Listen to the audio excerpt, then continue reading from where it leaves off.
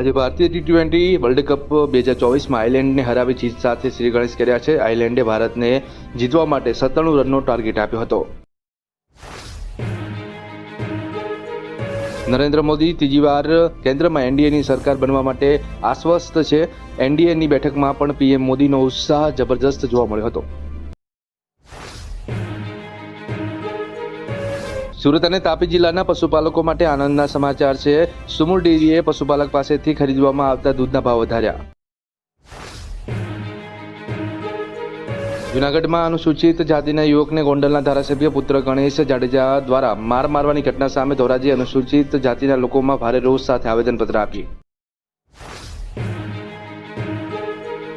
અનુસૂચિત જાતિના યુવકનું અપહરણ કરી તેના કપડાં કાઢી તેને માર મારીને વિડીયો ઉતારવાના ગંભીર મામલામાં આખરે ધારાસભ્ય ગીતાબા જાડેજાના પુત્ર ગણેશ જાડેજાની પોલીસે ધરપકડ કરી।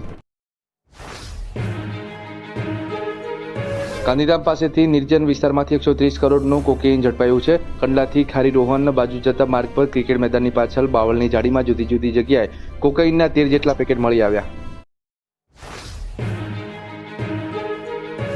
બંગાળમાં ચૂંટણી પૂરી થતાની સાથે જ હિંસા શરૂ થઈ ગઈ છે। કુચ બિહારમાં બીજેપીના એક નેતાની મારપીટ કરવામાં આવી હતી। જોકે નાદિયામાં ટીએમસી નેતાના ઘરે દેશી બોમ્બ ફેંકવામાં આવ્યો। હવામાન વિભાગ દ્વારા રાજ્યમાં વરસાદને લઈને આગાહી કરવામાં આવી છે। ત્યારે આગામી તારીખ 15 જૂન આસપાસ રાજ્યમાં ચોમાસાનું આગમન થશે તેવું હવામાન વિભાગના વૈજ્ઞાનિક દ્વારા જણાવવામાં આવ્યું છે।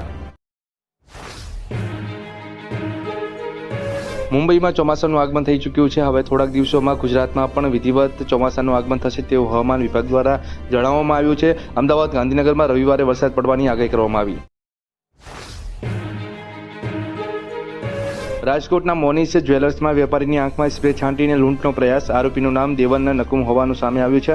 આરોપીના પિતા પીજીવીસીએલમાં ક્લાસ 2 અધિકારી છે।